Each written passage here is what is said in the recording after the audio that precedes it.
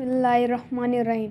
अबू तालिब के इंतकाल के बाद कुरैश खुलकर सामने आ गए। एक रोज़ उन्होंने आपको पकड़ लिया। हर शख्स आपको अपनी तरफ खींचने लगा और कहने लगा, ये तो वही है जिसने हमारे इतने सारे माबूदों को एक माबूद बना दिया। ऐसे में हज़रत अबू बकर सिद्दीक़ रज़ियल्लाहु ताला अन्हो तड़प कर यकदम आगे आ गए। इस भीड़ में घुस गए।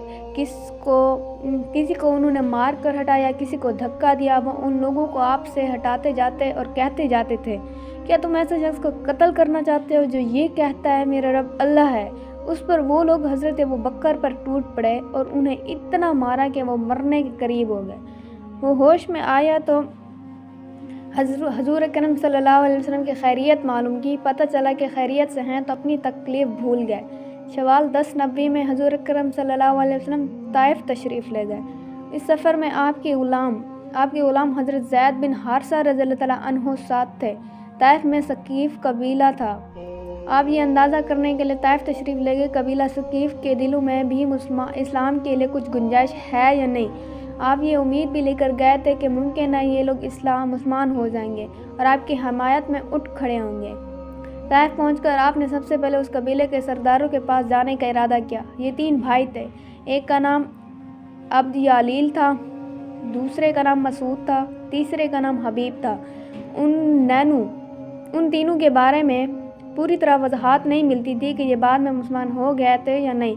बहरहाल आपने तीनों से मुलाकात की, अपने आने का मकसद बताया, इस्लाम के बारे में बताया, उन्हें इस्लाम की दावत देने के साथ मुखालफों के मुकाबले में साथ देने की दावत दी। उनमें से एक ने कहा, क्या वो तुम ही हो जिसे खुदा ने भेजा है। साथ ही दूसरे ने कहा, हमारे अलावा खुदा को रसूल बनाने के लिए कोई और नहीं मिला था। उसके साथ ही तीसरा बोल उठा, खुदा की कसम मैं तुमसे कोई बातचीत नहीं करूँगा, क्योंकि अगर तुम वाकई अल्लाह के रसूल हो तो तुम्हारे साथ बातचीत करना बहुत ख़तरनाक है। ये उसने इसलिए कहा था कि वो लोग जानते थे किसी नबी के साथ बहस करना बहुत ख़तरनाक है, और अगर तुम नबी नहीं हो तो तुम जैसे आदमी से बात करना ज़ेब नहीं देता। आप इनसे मायूस होकर उठ खड़े हुए। इन तीनों ने अपने यहाँ के अवबाश लोगों को, अपने ग़ुलामों को आपके पीछे लगा दिया। वो आपके गिर्द जमा हो गए। रास्ते में भी दोनों तरफ लोगों का हजूम हो गया। जब आप उनके दरमियान से गुजरे तो वो बदबख्त तरीन लोग आप सल्लल्लाहु पर पत्थर बरसाने लगे। यहाँ तक कि जो आप कदम उठाते वो उस पर पत्थर मार देते।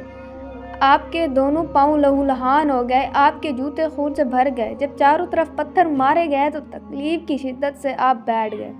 इन बदबख्त अवबाशों ने आपके बगलों में बाजू डालकर आपको खड़े होने पर मजबूर कर दिया। जो ही आपने चलने के लिए कदम उठाए वो फिर पत्थर बरसाने लगे। साथ में वो हंस रहे थे और कह के लगा रहे थे। ज़ैद बिन हारिसा का ये हाल था कि वह आपको पत्थरों से बचाने के लिए ख़ुद को उनके सामने कर रहे थे। इस तरह वो भी लहूलुहान हो गए। लेकिन इस हालत में भी उन्हें आप सल्लल्लाहु की फ़िक्र थी, अपनी कोई परवाह नहीं थी। उनके इतने ज़ख्म आए कि सर फट गया। आखिर आप सल्लल्लाहु उस बस्ती से निकल कर एक बाग में दाखिल हो गए।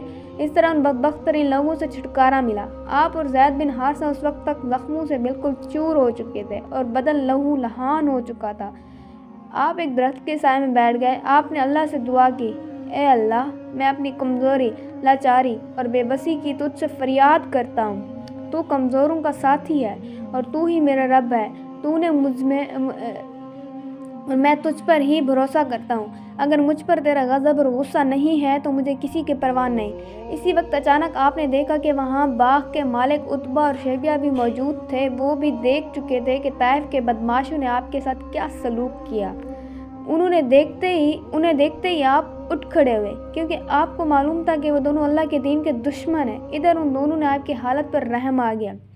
उन्होंने फ़ौरन अपने नसरानी ग़ुलाम को पुकारा। उसका नाम अदास था। अदास हाजिर हुआ तो उन्होंने उसे हुक्म दिया, इस बेल से अंगूर का खोशा तोड़ो और उनके सामने रख दो। अदास ने हुक्म की तकमील की, अंगूर आपको पेश किए। आपने जब अंगूर खाने के लिए हाथ आगे बढ़ाया तो बिस्मिल्लाह। अदास ने आपके मुंह से बिस्मिल्लाह सुना तो उसने अपने आप से कहा, इस इलाके के लोग तो ऐसा नहीं कहते।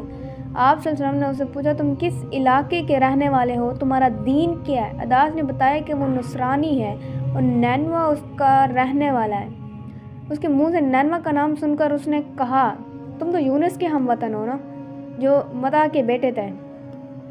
अदास बहुत हैरान हुआ, बोला, आपको यूनुस बिन मता के बारे में कैसे मालूम हुआ। खुदा की कसम, जब मैं नैनवा से निकला था तो वहाँ 10 आदमी भी ऐसे नहीं थे जो ये जानते हों कि यूनुस बिन मता कौन थे। اس لیے آپ کو یونس بن متا کے بارے میں کیسے معلوم ہو گیا؟ اس پر نبی کریم صلی اللہ علیہ وسلم نے فرمایا وہ میرے بھائی تھے، اللہ کے نبی تھے اور میں بھی اللہ کا رسول ہوں۔ اللہ تعالیٰ ہی نے مجھے ان کے بارے میں بتایا اور یہ بھی بتایا کہ ان کی قوم نے ان کے ساتھ کیا سلوک کیا تھا۔ آپ کی زبان مبارک سے یہ الفاظ سنتے ہی اداس فوراً آپ کے نزدیک آ گیا اور آپ کے پاؤں اور ہاتھوں کو بوسہ دینے لگا۔